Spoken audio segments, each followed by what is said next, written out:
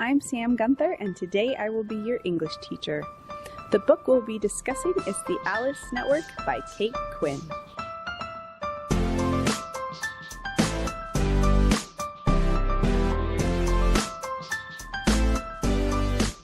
The Alice Network is about two women, one who is a spy and one who is trying to find her cousin. Together, they try to piece their lives together after the Second World War. Today, we will be breaking down the plot, analyzing characters, discussing the writing, and exploring the themes in this book. The central conflict of this novel is how does one continue after war? Each character has their own journey to forge, but in the resolution, we see that each character has found in their own way how to cope with trauma and how to become whole people again. Let's start with Eve's journey. Most of Eve's journey happens in World War I and gives us a 30-year time jump. However, Eve's journey is the most exciting to consider because she's a spy. Although this quote does capture the life of spies pretty well. To tell the truth, much of this special work we do is quite boring. I think that's why women are good at it. Our lives are already boring. Noting that most of what spies do is actually pretty boring gives these women a reason to live. Being recruited to be a spy by the handsome Captain Cameron, Eve is sent to France and is established in France by the famous Lily, head of the Alice Network. Eve is established as a spy at the restaurant Le Latte, a restaurant run by a French collaborator that is frequented by military leaders. Due to the training of Lily and the stutter of Eve, Eve gets the job at Le Latte and starts working to gather important information that she can give to the British. Unfortunately for her, Eve, aka Marguerite Lefrançois, gains favor of her owner/collaborator, René Bordelot. He seduces Eve and she is able to get more and more secrets.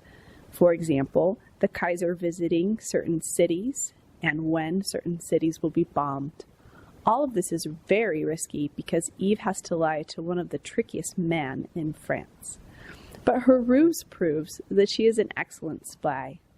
Later on in the book, Germany has caught on that the English are using female spies. Lily is taking Eve to meet with Cameron after learning important information when she is captured, she being Lily. Because of Lily's lies and Eve's skill, Eve is able to get away and get her information to Cameron. Then she is forced to go back to Le Latte, where Renee has found out that she's a spy. Renee tortures her for information by breaking every knuckle in her finger. Ouch! And then gives her an opium dream. Later, Eve is sent to prison with her fellow spies, and she stays there where Lily dies right before they are saved. Eve has to live with the guilt of sending her friend to her death, and she never gets over it. The second main character is Charlie St. Clair, also known as Charlotte. Charlie has come to Europe to rid herself of her little problem. Her mother and father have decided that this is the best way because she doesn't know who her baby's father is. While at a layaway in London, Charlotte sneaks away to find an older Eve Gardner because her name was on some paperwork regarding Charlie's missing cousin Rose. Charlie enlists Eve on her quest to find Rose because she mentions that Rose was working at a restaurant owned by a man named René du Malicis. Sound familiar? Think so. With Rose comes Rose's handyman Finn, a handsome Scotsman who has been imprisoned after his time in war. During her search for Rose, Finn and Charlie learn more about Eve's time in France and why she's so eager to find Renee and get her revenge. Also during this trip, her and Finn start becoming romantically involved. Her trip is almost canceled when Charlotte's mother finds her and tries to get her to end all this nonsense and go with her to get her procedure done. Charlie at first goes with her mother, but then decides she wants to keep her baby and stay on her search for Rose. So in other words, she decides she's grown up now and can take care of herself. After this, the group travels to Limoges, and Finn and her go to a small town outside Limoges called Ur-de-Cerglane. There they find an old lady who recounts what happened to Rose there. She was killed in a brutal massacre. Finn helps Charlie to recover from this news, and he shares with her what he saw during World War II when he liberated the work camps. Together they find a way to cope with their trauma and help each other become whole.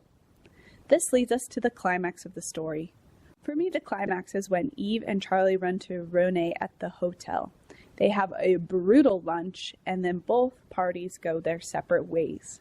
Charlie tries to explain to Eve that she has found information that shows that it was not Eve's fault that Lily died, and that she didn't actually betray her friend.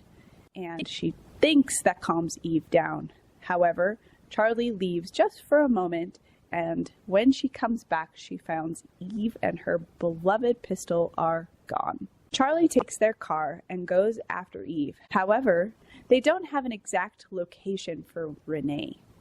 When she gets there, she finds Eve in the same room as Renee. Renee and Eve pull guns on each other, and Renee manages to take Eve's gun. However, Charlie takes advantage of Renee's inability to improvise, and she makes him angry. Then she throws the bust of Baudelaire at Renee, which is excellent irony. They catch him off guard, and Eve shoots him. Then they are able to escape with Finn's help. In the resolution, we see that everyone has found happiness after the war. Finn and Charlie have raised baby Rose and opened their own restaurant, and Eve has found happiness in all things hunting. She also spends time with Finn and Charlie. So the resolution to the conflict is that in order to deal with your trauma, you have to look it on and face your fear. You also cannot do this alone. None of the characters in the book would have found their peace if it weren't for the other characters in the book. The three main characters help each other to find happiness. So let's move to characterization. The first character I'd love to unpack is Charlie. Now, it would appear that Charlie is the main character of this novel since her narrative is in first person. This was an interesting choice for the author to make, to have Charlie's perspective be in first person and Eve's in third person perspective. Maybe it's because Charlie is telling Eve's story, or maybe because Charlie's story happens in the present, that she gets to be the first person. I'm not sure why the author chose this. However, it does make it easier to time jump because you can tell quickly by the perspective where we are in time. I think that Charlie's character showed tremendous growth throughout this novel. At the start of the book, Charlie is obnoxious. She doesn't know what she wants, and she is terrible at expressing this. Her experiences with Eve and Finn help her to understand that she is stronger than she thinks. Through Eve, she learns the power of confidence and courage. With Finn, she learns that she is in charge of her own destiny. By the end of the book, Charlie is a much more likable character, and she is someone that can really hold her own.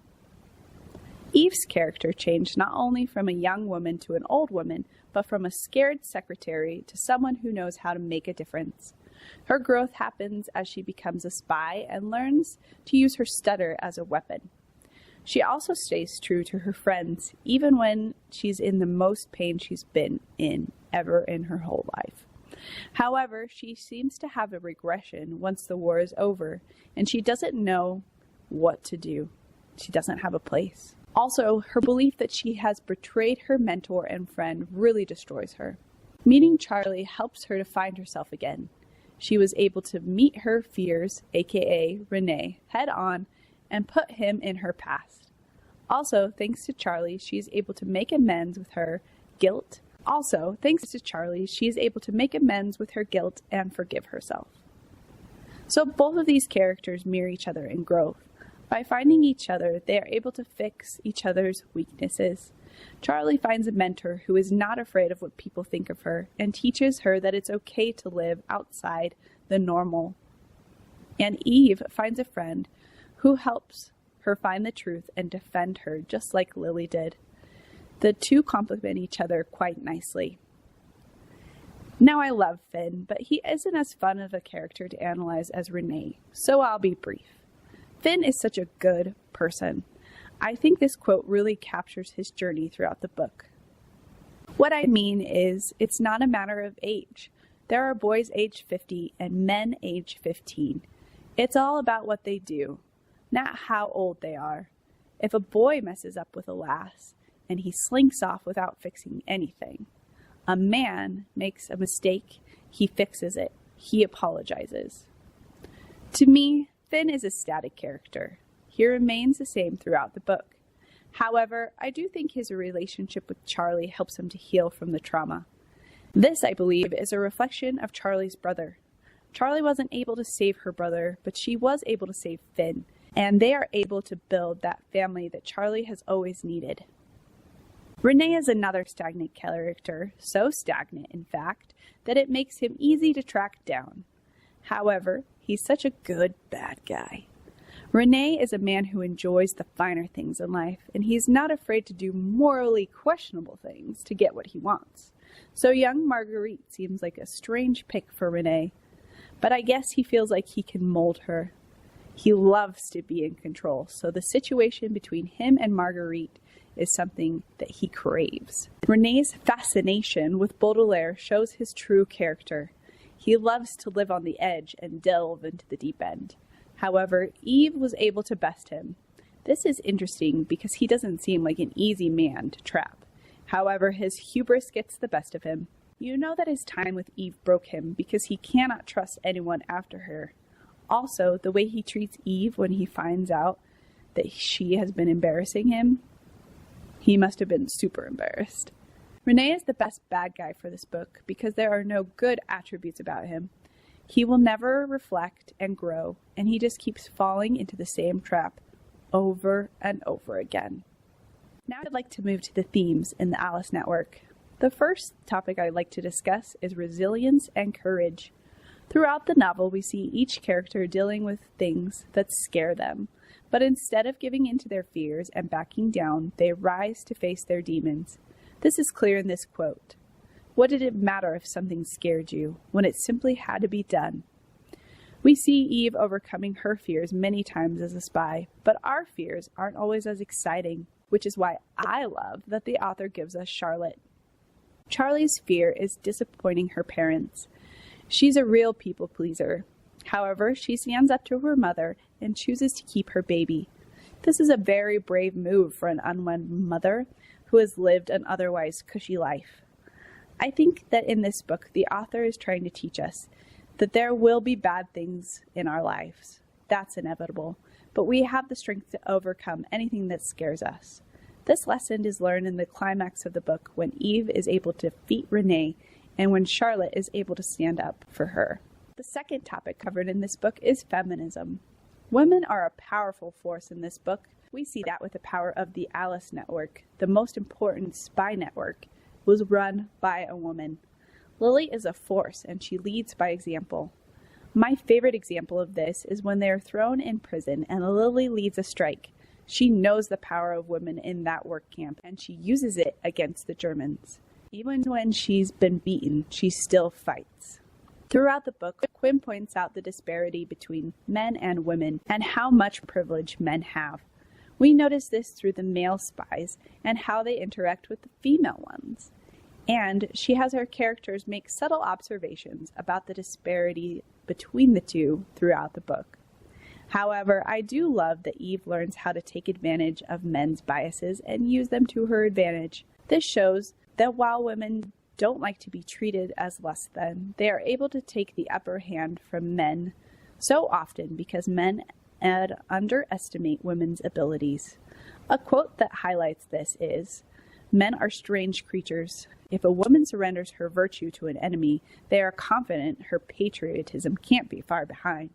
They have very little faith in a woman's ability to resist falling in love with a man who beds her. Besides, a horizontal isn't respectable, and a spy's business is already disreputable enough. We cannot bring shame on our country by staining our reputations. If we are going to engage in espionage, we must do it as ladies." Gotta love Lily. What I think the author wants us to know about women, especially women from the past, is that women have always been strong and capable and will continue to be strong and capable. This is true of both the women in this novel as well as the women in Quinn's other books. The last topic I'd like to discuss is family. In this book, family plays an important role. Eve loses both of her parents at a fairly young age. They help shape her into the young woman that she is, but they ultimately leave her. Also, Charlotte leaves her parents to become the young woman that she wants to be. However, both of them find family in each other and Finn. Family is more than who we are related to. It is also the people we bring into our lives. I do love that Charlotte's family doesn't completely abandon her. I know that some families would, but it makes me happy that not all families are like that. I think the lesson the author wants us to learn about families is twofold. The first is a very Western ideal, that in order to find out who you want to be, you have to leave your family and figure out who you are. The second is that your family is more than just the people who you are born to. Family are the people who build you up and help you through the most difficult times. Thank you for listening to According to Your English Teacher. I hope you've enjoyed looking at this book a little bit deeper. Make sure to like, comment, and subscribe. This helps other people to find my content and join our community. Let me know what book you'd like to do next. I'd love to do a book that we all love. Thanks again for being here, and happy reading.